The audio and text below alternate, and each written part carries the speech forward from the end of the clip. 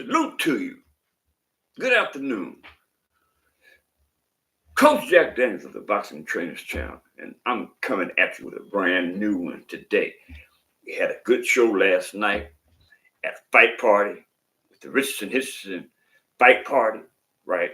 And I was really excited about the fight, but really not the outcome because uh, Richardson, Richardson, Richardson made a lot of noise about what he was going to do to his opponent, and actually, it was a not so glorifying event, to say the least. Not so glorifying, to say the least, right? We anticipated a lot of gunfire, a lot of fireworks, as they say, but um, it was just a lot of holding and kind of running. You know what I mean? As per Richardson, right? He made a lot of noise before the fight, and that he was going to do this and he was going to do that, and his opponent. Hold up, let me get some accuracy on the table.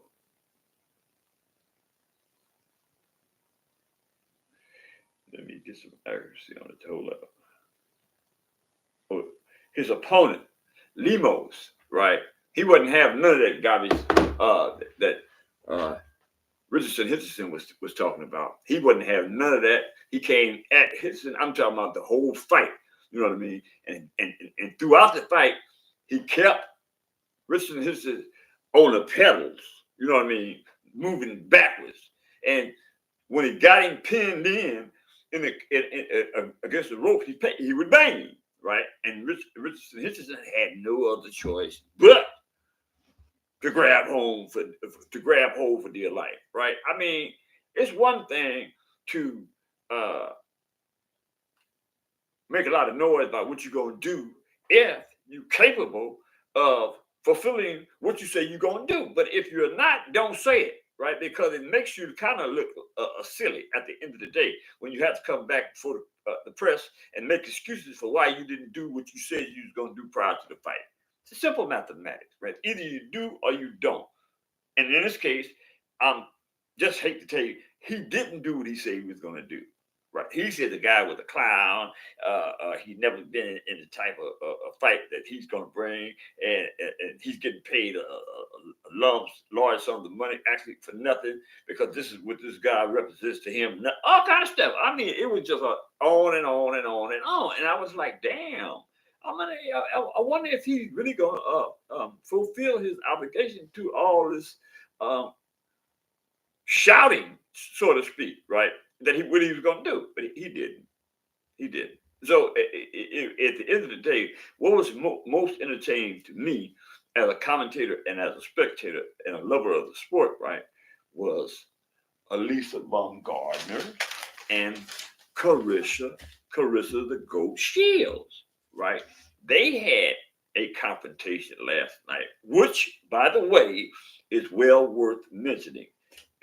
I mean, both of those girls, and let me add this for the record, right? Both of those girls are beautiful, in my opinion, right? They're queens, and they conduct themselves in a queen fashion to a certain degree, right?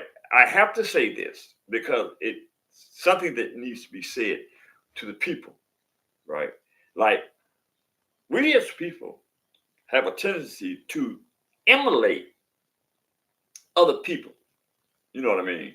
We um, go all our way to emulate different nationalities. In this case, particularly, I'm speaking of the hair. We have a tendency to go all our way, go to the salons or the beauty shops or the hair weaving place where you buy all this stuff that you put in your hair, right? And to make your hair look longer than it is. The fact of the matter is, in the early 70s, late 60s, right, we had transitioned out of that behavior successfully, right? It was like we went into our own cultural background and started wearing our own, like I wear mine. That's my hair, right? And this is mine. You heard me? This is all mine, right? It's it's locked up and it's relatively long, but it's mine, right? It's my own creation. It's my own part of my own culture, right? And I wouldn't change it for nothing in the world because it was the time that I wore perms down to here, right? Pumps, waves, you name it, I wore it, right? And back then that was the thing, right? But in the '60s, late early '70s, right, we was into the transitional phase of coming back to our own selves, right? And I must say, right, coupled with the people like Martin Luther King, uh, um, uh, James Brown, Malcolm X. It was just a array of people that had the proclivity to change the mindset of a lost uh, culture, right? The black culture, right? So we changed the dynamics of how we represented ourselves. And I want to speak to the hair because that's per se one of the things that we uh, transformed out of wearing long hair and weaves to natural. We wore naturally, you know what I mean? And it was like everybody was into their culture, right? It was like, how you gonna get respect? You know what I mean? It was a beautiful thing. So I said that to say this, right? We need to get back to those days when we represent ourselves, right? Stop going to the salons and putting all this stuff in your hair. Wear your own hair. It's beautiful. That's the point I'm getting to, right? Black is beautiful, period, right? But we have, like I said, a tendency to dislike our blackness. So I am saying to you people that dislike your black is beautiful, contrary to whatever you may think or whatever behavior that you have been trained to think, right? Which is a trained behavior, because you would know nothing about the things that you do today if you hadn't been trained in the position that you do it. Common sense analogy, right? So I say that to say, get back to you again. Transition from out of the darkness into the light. And I'm speaking primarily to those beautiful queens, Clarissa Shields and Lisa Baumgardner, who was wearing an array of long hair. I mean, come on. You're going to be beautiful, contrary to whether you wear wigs, or whatever. Because black is beautiful. Anyway, that said, I hope you got something out of that because it needs to be said. Now, back to these ladies, these beautiful queens, right? Okay.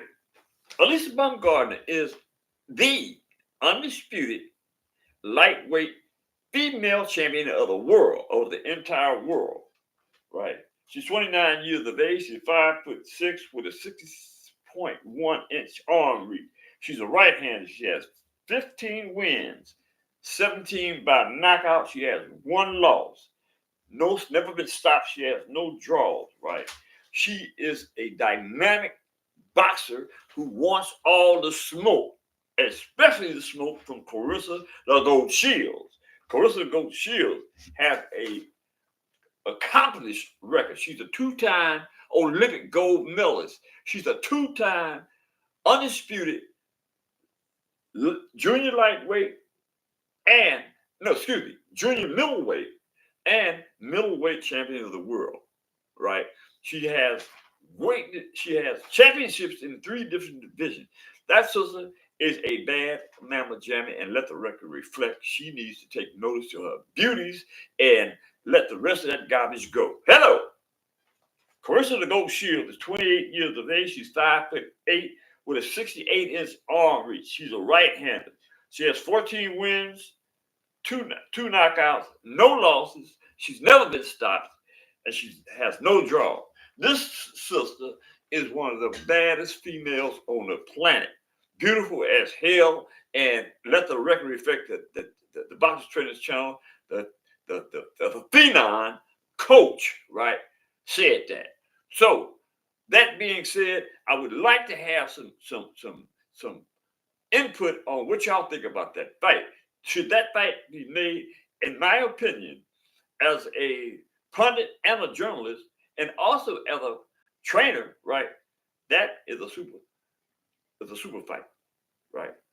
Those girls both are ladies. Excuse me. Those ladies are phenoms in their own right in what they do. And they put a lot of work in to be the best they can be, right? So that said, um, that fight needs to be made. They both want to fight each other. There's some weight discrepancies involved in the particulars. In reference to Carissa Shields, is a middleweight in the 160-pound range, and uh, Carissa, uh, Alycia Baumgardner is a lightweight, which is the 130 pound range, right? So there's a 30-pound weight difference. So the things that needs to be discussed in the contract is what weight level is commensurate with both young ladies, so they won't be out of context with the weight, right? It won't be, having problems making the weight, or one being too small and one too big. They got to meet each other in the middle and make the fight happen. In my opinion, I think like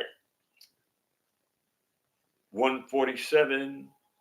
I don't think. I mean, Alycia Baumgardner is a small queen, right? I don't know if she can carry or put on that much weight to go to like 154, right? It wouldn't be much of a problem to go to 147. I don't think, that's my opinion, right? But she's still a small lady. But for say for Carissa Shields to go from 160 to 130 is just too much. I mean, realistically speaking. So you ladies have to meet each other in the middle and make the fight happen, because that's what both of you guys want to do, right?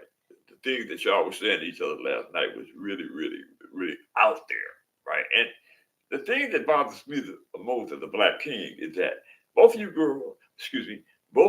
queens are gorgeous, beautiful women, right?